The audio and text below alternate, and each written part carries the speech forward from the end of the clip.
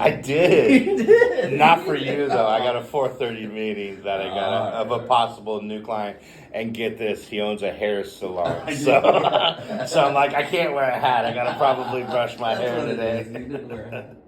Okay, if you could, what would you change? You know, question is, would I want to change anything? Because I truly believe everything I went through has got me to a point in my life that I'm supposed to be in, good or bad. I'm here. I got a great family. I'm healthy. Roof over my head, a car to drive, food in my belly, and everything that got me here, the good and the bad. I don't know if I would want to change any of that because I don't think I know any better. I don't think my own mind would have done it any better than than the way that he helped me get here. So my answer to that is learn from all those bad times that you think you would want to change.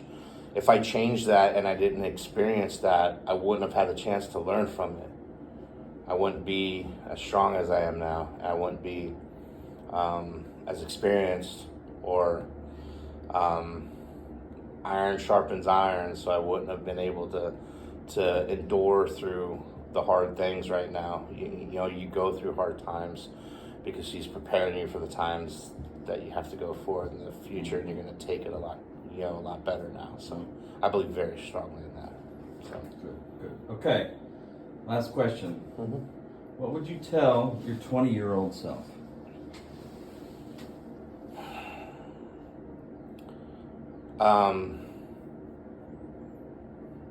That I wish I would have found my faith sooner, to believe in it sooner, because it brought me a sense of peace that I didn't have before then. I always try to think you could do it on your own. You could do it. Don't be so prideful. Be humble. Ask for help. Don't think that you could do it all on your own. So trust the faith that you have. The faith that I have is in God and is in Jesus. So I trust in that. And when I found that a lot later in my life, it brought a sense of peace that was helped me through a very, very, very difficult time. So Excellent. Okay, Mike, any closing thoughts? no, man, just that to be able to talk about this stuff with you, I think it helped me. I think it helps bring back that peace, and it's okay to talk about this stuff. It's okay to admit this stuff. It's okay that as a man we have hard times and we fail, but fail forward. You know, learn from those things, learn from those failures. So even talking about these things again helps me stay grounded, stay humble, and continue to look ahead. So Excellent. I appreciate you asking me to do this, man. Thanks, man. Vital. It was miserable. Okay, back to the work at Yeah. hand. Back to the work at hand. Yes, sir. Take 3. I'm gonna get a stand next time. Okay, boss. Tell me, are there any regrets? In my business life? Yeah. Oh, yeah. Regret taking a lot of money from my family. Boy, do I regret that, because I'm still paying for it. I still, I'm still trying to pay back. And that's a lot. That was even with just a lot getting written off. So I wish I would have never done that with Wild Slice. I was desperate to keep it going. I didn't believe I was going to fail because I had a lot of success with it prior. And I didn't want to give up, right? You don't want to give up. You have pride. You have all these other things that make you don't want to give up. But man, I wish I would have seen that a lot sooner. Because I wish I would have seen that a lot. So they have them real cheap. You can buy these little stands. This is so good. Okay. All right. Here, put this. Oh yeah, there you go. You might need some more. Hold on. Okay. Go thicker. All right, there we go. I got it. Is that good? All right, we're good. Glad I could help. Okay. What's that question again? What are Any regrets? I regret taking other people's money, my family's money. I wish I would have never done that. I'm still paying for it now. I've learned what I'm never going to do again. Yeah. But hard knocks. But yeah, it's a thing that I regret ever doing. I mean, it's just that flat out. I wish I would have. Like, when you lose all of your own money, that's one thing. But when you lose family's money, oh God, that kills. Yeah. I understand, 100%. Okay, so what is the point that someone needs to shut the doors? How do you tell someone who is in a business right now that's trying to prop it up, what's that point? What's that tipping point? It's a good question. I don't think it's black and white. I don't think it's this point. I think I could only speak to me. And I knew in my heart when that point was, about a year before I did it, 10 months before I did it. I knew in my heart. I knew, but I didn't want to accept that. I didn't trust what my heart was telling me. I'm a man of faith. I didn't trust what God was telling me, right? So I felt like I was trying to do it on my own. And I could do it. I didn't want to give up. So for me, the only advice I could give for that is trust your heart. And when you know in your heart and in your mind that it's time, that's when you need to do it. And that's probably different for everyone because there's so many variables of how much money they have in the bank, how much they're willing to invest in this, how much support they have from others, what's the trajectory of the business going. And that's what got me, that's what made it hard. And this isn't an excuse because I take all the blame. But what was hard for me for Wild Slice is from the month I opened until the month I closed, my sales were going up. They trajected up. I had a flat month here and there, but overall, quarter over quarter, year over year, the sales went up to the point where the very last full month I was open was my very first break-even month. It was the first month that I broke even. But in that process of closing the doors, I was working with the landlord to renegotiate the lease, get an abatement, or even get out of my personal guarantee on the lease, which is pretty rare. And so I've been spending 3-4 months of time doing that. And so when they finally said, okay, we'll let you out of your lease, was when I broke even. Not that I really wanted, there was still a sense of relief when they let me out of that lease and I wasn't on the hook for the $200,000 that was left on it. So that was a gift from God to let me out of that lease for sure. But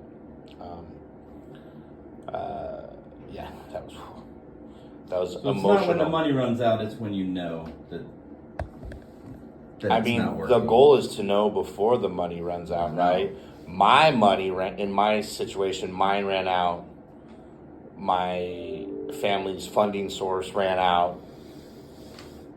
And the banks trying to, credit card advance. I mean, everything. Everywhere you could try to get some money legally, right? Like I didn't go do anything illegal to try to get money, but every chance, I was not giving up, so I was finding every option to find the funds that I need. And man, the second I would get some, it would be gone, and then be like, well, that didn't get me to where I thought it would. So it's another shot in the arm. It became another priority of finding money. So it wasn't my business. It was like, I gotta find more money. And that was taking up everything. That was taking all of my bandwidth, was to find more money, not sell more pizzas. Yeah. If you're a first timer, but I chose that because that's what I knew. That's what I'd been doing for 25 years. I ran restaurants and I built restaurants, and so I jumped in for it and I did it, and it was very expensive, and I learned a lot, and it wasn't successful in terms of how you rate success of restaurants with sales. It takes a while to build up your reputation in town. It takes a while to build up your sales to where you even break even. It could take years, and so you have to have deep pockets to maintain that entire time frame. And then when you finally get there, it's the hardest thing in the world to maintain it and keep it. So I learned how tough it is and how that affects your family and how that affects your friends and where you're at. And it was the first time in my life that I feel like I worked twice as hard as I ever did for half the amount of the success, as opposed to working for someone else. I'd always experienced a lot more success than I had with that. So, but what it did do is without that whole experience, I would not be what I'm doing now, which right now I love. And right now I would call this a success because I get to bring some finances home to my family, which I didn't do for 2.5 years when I ran Wild Slice, and I opened up that because I didn't take a paycheck. I was doing everything I could to try to keep it going. So I have a loving family who understood me and was patient with me, and taught me how to live under a really tight budget, how to control costs really, really well. It teaches you how to manage people well. So I learned so much that I could apply now, and I also learned what I won't ever do again, which is waste money. Amen. There's no more wasting money. Amen. Right. Okay, tell me the lowest point you've had in your career. It's funny that you brought this up. I just had this conversation with some family not too long ago. The lowest point in my career, you would think, would be Wild Slice, where I lost a lot of money. I lost a lot of my family's money. We had to close the doors. But that was hard. Don't get me wrong, that was hard. But my lowest was when I was the most unhappy. And this is for me. This might not be for everyone else, but this is for me. But prior to that, when I had a really good paying job and was making a lot of money and had a lot of money in the bank, and my life was pointless in my eyes because I wasn't happy. You work so hard to make a lot of money and get a lot of money, and it's when you keep your focus on money, and you actually finally get to a point of that where you have a really nice house and nice cars, a bunch of money in the bank, and you're bringing home these fat paychecks. I was so unhappy because I hated the job and the money didn't have anything to do with it. In fact, that unhappiness is what drove me to take the risk to go open up Wild Slice. And I just had this conversation a while ago. The most unhappy I've been in my life is when I've had the most amount of money. And by all means, and I know on the flip side, that doesn't mean when I've been the poorest, I've been the most happy. That's not the case. It's just when I put all of my focus on trying to make money, it didn't bring me happiness at the end. Now, what I'm doing now is I do make some money now. Like I said, I get to bring it home to my family, which is great, but it's not a lot. But I have my time and my freedom with my family, and be able to do exactly what I've, in one way or another, what I've always wanted to do, which is help others do their marketing. It sounds weird, but I've always loved the idea of being able to help put something together and see it succeed and stand back and watch it go. And that's a big part of marketing. So I get to do that now. And so I love coming into work every day. I get here early and I enjoy it. So I'm much more happy now, even though I bring home a lot less than I have in the past. Awesome. Okay. Check. Microphone check.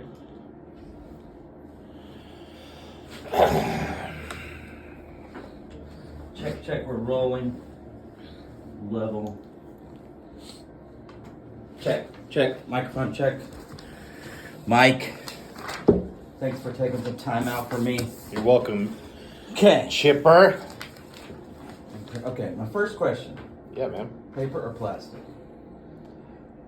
Paper, because I could reuse them at home more. But I usually tend to just ask them. When they ask, I'm like, whatever's easiest for you. Whatever's easiest. Whatever they want is fine. I could use both at home. Mac or PC? PC. PC. PC. I don't know if I should at this point, but I've been on PC for so long, I'm afraid to ever change off of Mac. Or change to PC. Mac. Yeah. All right, now we get really down to business. Okay. That was the easy ones, okay? Now I'm nervous. Now I'm nervous. All right. Okay, tell me where you're from and how did you get to Roswell? All right. Family's originally from Redondo Beach, California. Aunts, uncles, grandparents, both sides of my family. My parents were high school sweethearts. So that's where they're all from. But we lived in Carson City, Nevada for about 10, 12 years before we moved here. I met my wife when she was in college there at the University of Nevada. So we met there while she worked for me at one of my stores, and she grew up here and is from here, so we wanted to set our roots here. Oh. Yeah. Something about your wife's sister here? Yeah, she, because they were all from here. My wife grew up in Johns Creek. Her dad was here, her sister's here. We had our daughter, and then 2 days after that, her sister had twins. So the girl said the kids have to grow up all together, so. In Roswell. Yeah. Excellent. And that's where they lived at the time, so we set some roots here. Okay, so Which tell is me- about 7 years now, I think. Man, time flies, doesn't it? It does, yeah. Okay, tell me what's going on here. Just moved into this new office here at Office Evolution. The business is going well. We started a little what's the boutique business? marketing firm. It's called Mike Thomas Group, and it came from just some friends who need some help with some marketing, and I enjoy it and have a little experience in the past. So it just started to grow where I would just help out some friends, and you Here were we are. one, and yeah, it grew from there. So how long has it been in business? Kind of technically, maybe. What year were we in? 2022, and a year and a half Damn. ish. Excellent. Yeah, under 2 years for sure. So it's new, it's fresh, still a startup. I call it boutique because it's small. So that's a cool way to say it. We're just small. So tell me, what does the Mike Thomas Group do? We like to help small businesses with their marketing. I had some experience when I worked for a larger sports bar chain. We had big budgets and we used an ad agency to do a lot of the marketing for us, and I saw the value that it brought. So I worked on that client side as the director of marketing for the sports bar chain. And then so when I opened up a small business here in town a couple of years ago, Wild Slice Pizzeria, even though I was a marketing guy, I knew there was value in getting help with the marketing so I could go do operations things to run the business. And so I tried to find one, and they were all too big. They were all just big agencies out there who needed big money, a couple grand a month just for them to take your calls, kind of a thing. So when I decided to do this, I felt like there was a room, a gap to fill, to be a small agency to help small businesses who don't have the big budgets, and just kind of break it down in a form that's cost effective for them, but still can take care of me as well. So Excellent. Okay, one word. Tell me what the Mike Thomas Group means. serve. Serve. Excellent. Okay, you can use more than one word. No, I wanted. Well, cool. Then I'll tell you why. I'll dig in deep. It's on my website as well. And like all great ideas, I stole this one. I'll Nothing's admit. new. Serve is an acronym. All right. So the S in serve, I'm going to show you that I care. I'm going to care about your business. So I show I care. E is exceed expectations. Everything I do for the clients, I have to give more value than what they expect. I need to exceed that. R, I'm going to respect everyone, regardless of who you are and what you are. It's going to come from a place of love, and I'm going to respect you. V, I'm going to value feedback. I'm going to have thick skin and know that I need to grow and that I don't know everything. So any and all feedback I get, I'm going to be accepting about and learn from that. And then the last E is to elevate the spirit. My goal is everyone I come into contact with, that I do work with, clients, friends, family, we're going to elevate the spirit. And so we're just going to be in a good mood, and we're going to help out. We're going to not be a Debbie Downer. Think, be, Right. So my one word is serve. serve. Yeah.